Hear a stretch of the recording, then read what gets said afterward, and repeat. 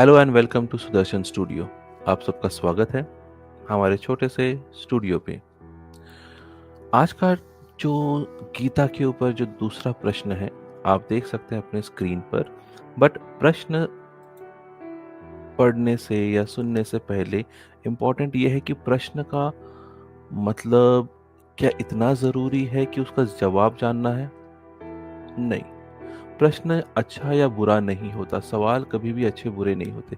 सवाल सवाल होते हैं और सवाल जो है एक जिज्ञासा पैदा करते हैं, एक सोच को निर्माण देते हैं। और सवाल पूछना ज़रूरी है, क्योंकि अच्छी चीज़ हो तो सवाल, बुरी चीज़ हो तो सवाल, और अगर सवाल का जवाब न मिले तो मानसिक इवोल्यूशन, ब्रेन इवोल्यूशन होता ही नहीं। हम सवाल करते हैं अपनों से, अपने से और इस सृष्टि से कि ये कैसे बनी, कौन कहाँ से आया, कैसे हुआ। और जब ये प्रश्न हम पूछते हैं तो हमारी मानसिक बुद्धि का विकास होता है।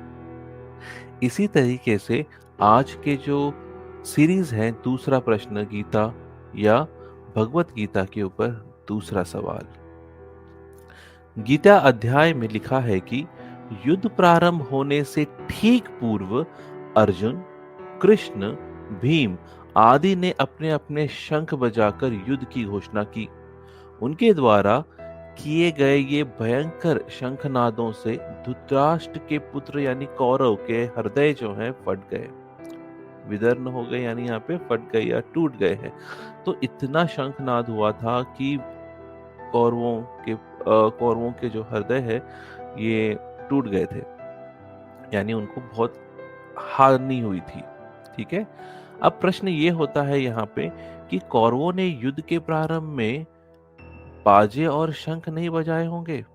यानी कि जब युद्ध स्टार्ट हुआ होगा या युद्ध स्टार्ट होने वाला है तो कौरवों ने अपने जो योद्धा हैं उनकी मोटिवेशनल के लिए, उनके जिज्ञासा या मोटिवेशन पैदा करने के लिए क्या उन्होंने ये शंखनाद नहीं किया होगा? किया होगा ना, उनका भी उत्साह बढ़ाया होगा। अतः यह संभव नहीं है कि कौरवों ने शंख आदि न बजाए हों। तो गीताकार, जिन्होंने ये गीता महाभगवत गीता लिखी है, या महाभारत जिसमें व्यास ने लिखी है, गीताकार ने उनका उल्लेख क्यों नहीं किया? ऐतिहासिक दृष्टि से उनका उल्लेख न होना और सिर्फ पांडवों का ही उल्लेख होना, यानी उन्होंने क्या किया, किस तरीके से किया, ये सब बातें वहां होती हैं, लेकिन कौरवों के बारे में कुछ बात नहीं होती। तो कहीं ना कहीं गीताकार का ये स्पष्ट पक्षपात दिखाई देता है कि वो एक तरफा ही बातें करते हैं। अतः गीता में युद्ध का विवरण पक्षपात पूर्ण होने से मान्य नहीं हो सकता। युद्ध क्षेत्र में गीताकार ने कृष्ण अर्जुन संवाद को ही पृष्ठभूमि गढ़ी हुई है, यानी सिर्फ अर्जुन और कृष्ण की ही संवाद है। बाकी जो कौरवों की जो सेना है उनमें क्या हो रहा है, किस तरीके से उनकी इमोशंस में हलचल हो रही है, क्या सोच हो रही होगी उनकी, ये कहीं पे भी हमें नहीं दिखाई देता। और इस तरीके से दूसरा प्रश्न ये उठता है कि क्या गीताकार ने इस पूरे के पूरे जो ड्रामा है कहीं उसको एक पक्षपात रूप से तो नहीं देखा? यह था आज का दूसरा सवाल गीता अध्याय 1 से। तीसरे सवाल के लिए हम आगे वाली वीडियो को देखेंगे। तब तक अगर आपको इस वीडियो से कुछ जानकारी मिली हो और आपको लगता है इसका उत्तर आपके पास है तो प्लीज आप कमेंट बॉक्स में दीजिए। और अगर वीडियो अच्छी लगी हो तो प्लीज लाइक एंड शेयर। और आप अगर नए हो इस चैनल पे तो सब्सक्राइब कर लीजिए।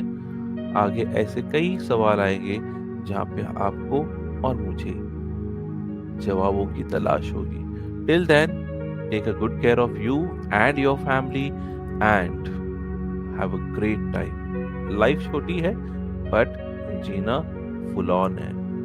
So do take care of yourself, and this is Sudarshan signing off. Bye.